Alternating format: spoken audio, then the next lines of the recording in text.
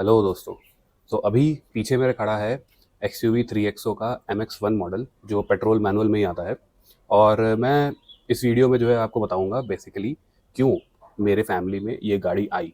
और हाँ, ये बात सही है कि this is one of my families car in a sense कि ये मेरी खुद की ओन वाली कार नहीं है, घर के लिए ली गई है। और क्यों ली गई है, क्या ली गई है, ये हम जो है वो आज इस वीडियो में डिस्कस करेंगे। तो क्यों डिस्कस करेंगे, क्योंकि बेसिक हिसाब किताब ये है, मैंने एक वीडियो बना रखी है कि किस तरीके से आपको जो है वो अपनी गाड़ी डिसाइड करनी चाहिए।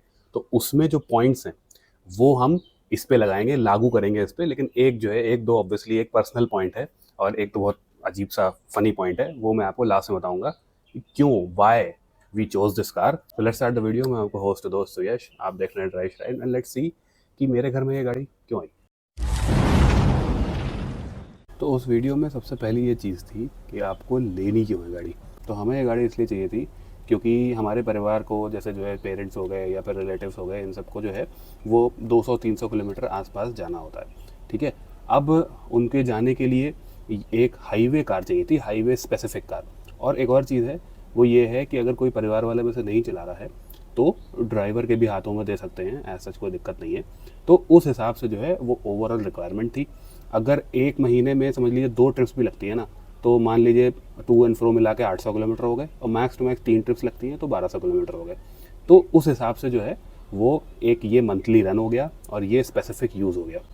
अब आगे बात करते हैं। और हाँ, बहुत इंपॉर्टेंट चीज़, कभी भी यूट्यूबर्स को देख के डायरेक्टली वही गाड़ी मत ले लेना, ठीक है। बहुत से लोगों के पास इस टाइम थार रॉक्स भी है, पता चला आपने ले ली और आपकी जो है वो गली बहुत पतली हुई, आपको उस तरीके का यूज़ नहीं हुआ, पार्किंग वार्किंग करने में दिक्कत हो गई। ठीक है, तो इस वीडियो से बस आप ये सीखो कि गाड़ी किस रिक्वायरमेंट की वजह से कैसे ली जाती है। तो ये मेन पॉइंट है। सेकंड पॉइंट ऑब्वियसली ये है कि मैंने क्यों ली, और स्पेसिफिकली ये चीज़ें जो हैं वो ज़रूरी नहीं है आप पे भी लागू हो। अब अगली चीज़ होती है बजट, कंफर्टेबल बजट, मतलब बहुत ज़्यादा खींचतानने की ज़रूरत नहीं है। तो उस हिसाब से जो हमारा बजट था वो था जस्ट अराउंड 10-11 लाख रुपए। मतलब ऑब्वियसली बहुत ज़्यादा नहीं था। तो हमें 7 सीटर नहीं चाहिए थी, 4 लोग, मैक्स टू मैक्स 5 लोग जो हैं वो बैठ के जाने वाले हैं। अब ये है कि बॉडी स्टाइल कौन सा, तो इस बजट में यहाँ पे ट्रिकी पार्ट है। इस बजट में ज़्यादातर जो है वो सेडान्स और हैचबैक टाइप का हिसाब किताब आ रहा था। ये हमें चाहिए ही थी क्रॉसओवर, क्योंकि एक बार मम्मी को मेरे जो है वो 5-6 साल से क्रॉसओवर में बैठने की आदत पड़ गई है। तो वो ये है कि बहुत ज़्यादा झुक के नहीं बैठना पड़ता, जैसे अभी मैं बैठा नॉर्मल तरीके से। तो एजेड पेरेंट्स को थोड़ा ये रहता है कि थोड़ा ऊपर क्रॉसओवर टाइप का हिसाब किताब हो। सेडान्स में हम बहुत चले, मतलब 10-11 साल सेडान में चले हैं। तो वो एरा ओवर हो चुका है, स्पेशली फॉर एजेड पेरेंट्स। तो वहाँ पे क्रॉसओवर वाला हिसाब किताब आ जाता है। उसके बाद देखने हैं रिव्यूज़, जो मैं खुद ही बनाता हूँ। और जब मैं इस गाड़ी का रिव्यू कर रहा था ना, तो मुझे एक चीज़ दिमाग में खटकी, wait a second, who are you. और जैसे ही वो मेरे दिमाग में आया, वैसे ही मैं ये गाड़ी घर ले आया, जो रिव्यू वाली गाड़ी थी। और उसमें मैंने लगेज रख के देखा, जो मैंने आपको शॉर्ट्स उस वीडियो में दिखा चुका हूँ। उसके बाद जो है मैंने अपनी फैमिली को बैठा के देखा कि उनको सीट कंफर्ट वम्फर्ट कैसा लग रहा है, ओवरऑल हिसाब किताब किया, जो आपको भी करना है टेस्ट ड्राइव के टाइम पे। अगर नहीं समझ आ रहा है तो गाड़ी घर पे बुलाओ, अपने जो है वो पेरेंट्स या फिर अपने परिवार को उसमें बैठ के देखो कि कंफर्ट कैसा है। ठीक है, ये आपको करना है, क्योंकि गाड़ी जो है वो लाखों रुपए की होती है।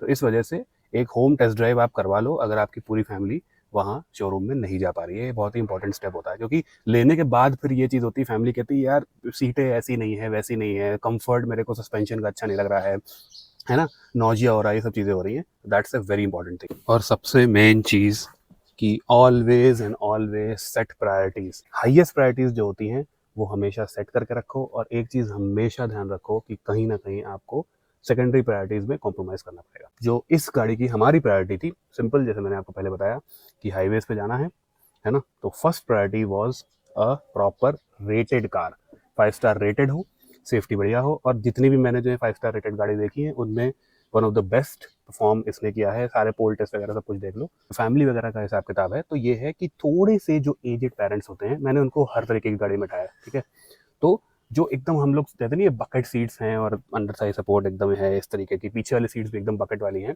उनमें वो बैठे, उन्होंने बोला कि ठीक है थोड़ी स्टिफ टाइप की सीट्स हैं, ठीक है, but we like soft seats, हमें बिल्कुल सॉफ्ट सॉफ्ट सीट्स चाहिए। इसकी एकदम गद्देदार सीटें हैं। It's not the best seat in the business, ये तो फैक्ट है, लेकिन ये है कि हाँ, बहुत नीचा भी नहीं है, बहुत ऊंची भी नहीं है, under size support is fine as such जो है वो मुझे ठीक लग रहा है। और सबसे मेन चीज़ ये कि सब 4 मीटर में बहुत ही रेयरली ऐसा होता है कि आपको 6 फीट के पीछे 6 फीट आपको फिर भी अच्छी जगह मिल रही है, और ये सीट जो है ना ठीक ठाक रिक्लाइंड भी है, तो बढ़िया जगह मिल रही है, ऐसा कोई दिक्कत नहीं है मेरे को बैठने में। दूसरी चीज़ ये पीछे वाले के लिए बहुत ही मतलब मैंने ये चीज़ नोटिस करी ना, तो मुझे और इस गाड़ी की तरफ सही लगा, वो ये कि इसके रियर एसी वेंट्स मैक्सिमम इस सेगमेंट और इसके ऊपर वाले सेगमेंट की भी गाड़ियों से तगड़े काम करते हैं। मतलब इनका एयर फ्लो जो है वो लिटरली मुंह तक आता है, जो बहुत ही रेयर होता है। तो रियर एसी वेंट्स तगड़े थे, पीछे चार्जिंग स्लॉट वगैरह सब कुछ बेस वेरिएंट से ही है। अब एक और चीज़ जो उतना यूज़ नहीं आएगी, लेकिन जब आएगी यूज़ तो मे भी बहुत बढ़िया तरीके से यूज़ आए, वो है इसकी मिडिल सीट। भाई साहब, इतनी सॉफ्ट मिडिल सीट मैंने जो है वो इस सेगमेंट में तो नहीं देखी किसी की, राइट। ये मिडिल सीट मतलब एकदम कुशी है। और एक और चीज़ कि लोअर वेरिएंट्स में क्या होता है कि ये आर्मरेस्ट नहीं आता बीच वाला, उस वजह से ये जो पीछे पीठ है ये भी बहुत ज़्यादा सॉफ्ट है। तो वो मेरे को ये है कि कभी यूज़ में भी आई ना रियर सीट, तो एक आदमी बहुत लंबा बैठ के जा सकता है। तो जो मेन प्रायोरिटीज़ हैं, मतलब स्पेस हो गया, ये कुशनिंग हो गई सीट्स की, सॉफ्ट कुशनिंग, रिक्लाइन एंगल हो गया जो अच्छा खासा है इसका, पहले से ही है, सेट नहीं होता है लेकिन पहले से ही ऐसा है कि आदमी सो जाएगा इसमें। तो अब कॉम्प्रोमाइज़ की जो मैंने बात करी थी उसमें क्या, तो हम एक चीज़ पे कॉम्प्रोमाइज़ करने को तैयार थे, विच आर ज़बरदस्ती के फीचर्स। तो मतलब बैठ के जाना है लोगों को, और एज सच कभी कभी जो है वो ड्राइवर भी चलाएगा, तो अगर हमें क्रूज कंट्रोल नहीं मिल रहा है तो ऐसा कोई बहुत बड़ी बात नहीं है, लेकिन काम के फीचर्स होने चाहिए। जैसे मान लो बूट स्पेस बढ़ाना है तो 60-40 होना चाहिए। हमने पिछले 7-8 साल में जो है 60-40 काफ़ी यूज़ किया है दूसरी गाड़ियों में। और अगर बाकी फीचर्स की बात करें तो मैंने पहले ही आपको जैसे बताया कि रियर एसी वेंट है और अच्छा काम करता है, ये नहीं कि जस्ट है, बहुत ज़्यादा फीचर्स की उतनी नीड है नहीं हमें। और स्पेशली सनरूफ, सिर्फ अकेला वेरिएंट है जिसमें सनरूफ नहीं आता, तो अच्छा हुआ कि इस तरीके की गाड़ी है जिसमें सनरूफ नहीं है भैया। किसी किसी को ये है कि रोज़ गाड़ी चलानी है, सिंगल हैंडेड रखनी है, फीचर्स इंपॉर्टेंट होते हैं उनके लिए, ऐसा कोई दिक्कत नहीं है, आपकी प्रायोरिटी सेट होनी चाहिए। अब फीचर्स में सारी चीज़ें परफेक्ट होती तो इसलिए जो है तो फिर कोई और वेरिएंट या कोई और गाड़ी कोई लेता ही क्यों। तो इस पर्टिकुलर गाड़ी में एक तो मेरे को ये है कि डेड पेडल ही नहीं है, XUV 300 में नहीं था, इसमें क्यों नहीं अपग्रेड करा आई डोंट नो। दूसरी चीज़ ये है कि रियर वॉशर और इवन डिफॉगर भी नहीं है, ये तो मेरे को पिटिशन डाल दी है कि ये चीज़ मैंडेटरी करो जैसे पीछे वाले सेंसर्स मैंडेटरी हुए। और एक और चीज़ है विच इज़ कि सारे डेवलप्ड नेशंस में सारे वेरिएंट्स में जो है वो ऑटोमेटिक आता है। तो मतलब वाई नॉट, अगर आप जो है बेस वेरिएंट से अगर ऑटोमेटिक दे देते ना, तो मैं इसमें फिर 1-1.5 लाख रुपए डाल सकता था उस पर्टिकुलर के लिए, क्योंकि वो मैंने चला रखा है and that's a great automatic. I know highway use के लिए गाड़ी है, लेकिन फिर भी लॉन्ग टर्म में ऑटोमेटिक काम आता है, स्पेशली अगर बढ़िया ऑटोमेटिक हो तो वो ज़रूरी होता है। क्वेश्चन बस मेरे दिमाग में था, आपके भी दिमाग में होगा आई एम श्योर, वो है इसका बूट स्पेस। तो एक तो आई थिंक कंपनी को भी पता था, that is why base model से 60-40 आपको मिल जाता है। दूसरी चीज़ ये कि मैंने आपको पहले जैसे बताया कि मैं घर पे गाड़ी लाया था और इसमें मैंने सामान डाल के देखा जो हम लोग जितना ले जाते हैं, और लगभग सेम ही सामान आ रहा है यहाँ तक जितना जो है वो आपके ग्रैंड विटारा और सेल्टॉस वगैरह में आ रहा है। मैं उसकी वीडियोस लगा दूंगा साइड बाय साइड, ठीक है। तो वही सारे सूट के वो सब चीज़ें जो है इसमें आ जा रही हैं, बिकॉज 2 रीज़न्स हैं। एक ये है कि ये जो चौड़ाई है, ये मतलब काफ़ी चौड़ी गाड़ी है, तो यहाँ से यहाँ तक जो है वो एक तो सामान आ जाता है। दूसरी चीज़ ये गहरा बहुत है, तो इस पर्टिकुलर मॉडल में 300 के बाद 3XO में ये चीज़ जो है नीचे करी गई है, तो दैट इज़ वाई ये हाइट बहुत ज़्यादा हो जाती है, ठीक है। लेकिन अभी भी ये है कि बहुत ज़्यादा ऊपर तक आप सामान लोड नहीं कर सकते, क्योंकि ये जो डिस्टेंस है ड्यू टू सीट रिक्लाइन अच्छी खासी है, तो ये डिस्टेंस बहुत ज़्यादा नहीं है।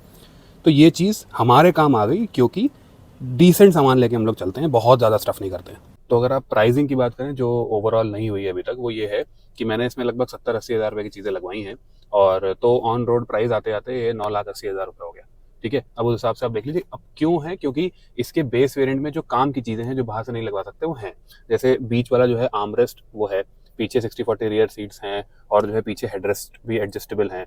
ये बाहर वाले जो ORVMs हैं वो अंदर से एडजस्टेबल हैं, वो सब चीज़ें हैं। इवन बाहर इंडिकेटर्स वगैरह भी हैं, रियर डिस्क ब्रेक्स हैं। तो ये सारी चीज़ें जब बेस मॉडल में मिल रही थी, so it's well and good, कोई दिक्कत नहीं है।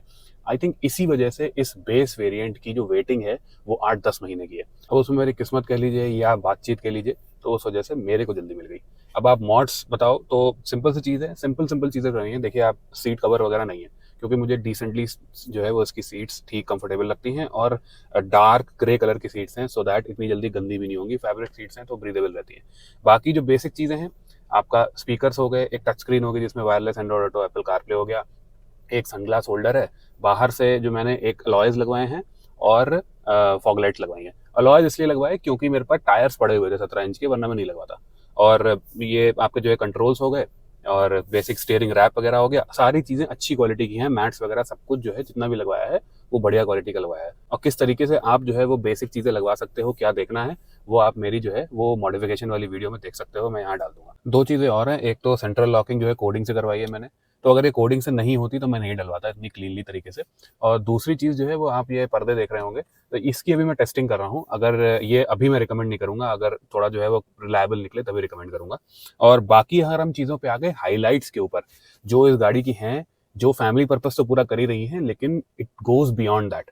तो सबसे पहली चीज़ ये है कि ये सब 4 मीटर गाड़ी सिर्फ कहने लायक है, ये एक्चुअल में बिहेव बिल्कुल नहीं करती है सब 4 metre on the highways. The main reason इसके दो हैं। एक तो ये गाड़ी लगभग 1350 किलो की है पेट्रोल में, मैक्सिमम सब 4 मीटर क्या, मैक्सिमम 4.3 मीटर गाड़ियों से भी भारी है गाड़ी।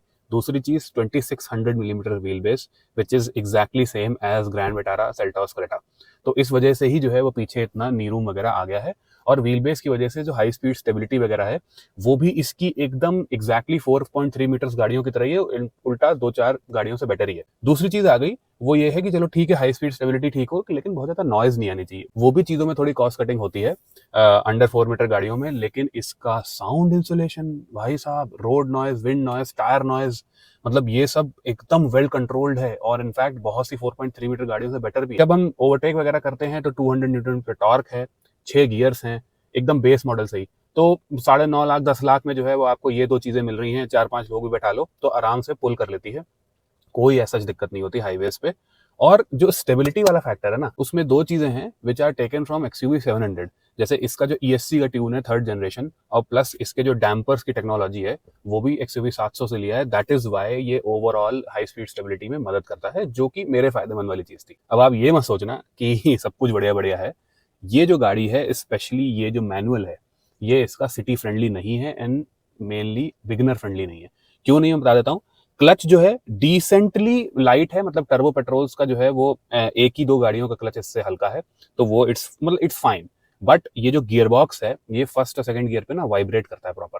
तो अगर आप जो है सिटी में चला रहे हो तो ड्राइवेबिलिटी ठीक है, लेकिन आपको ईजी नहीं, मतलब इंजन ना एट ईज नहीं रहता।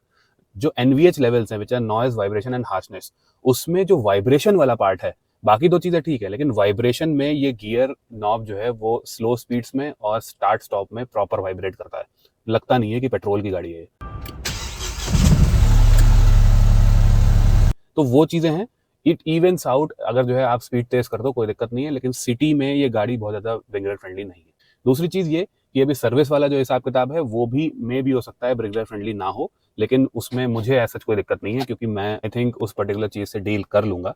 लेट्स से किस तरीके से करता हूँ, लेकिन उसका इतना फैक्टर मुझे नहीं लगता। तो अब अगर वेरिएंट की बात कर लें, तो जैसे मैंने आपको पहले ही बताया है कि अगर आपको जो है वो एक डिसेंट वेरिएंट चाहिए जो जल्दी भी मिल जाए, वो है इसका MX3।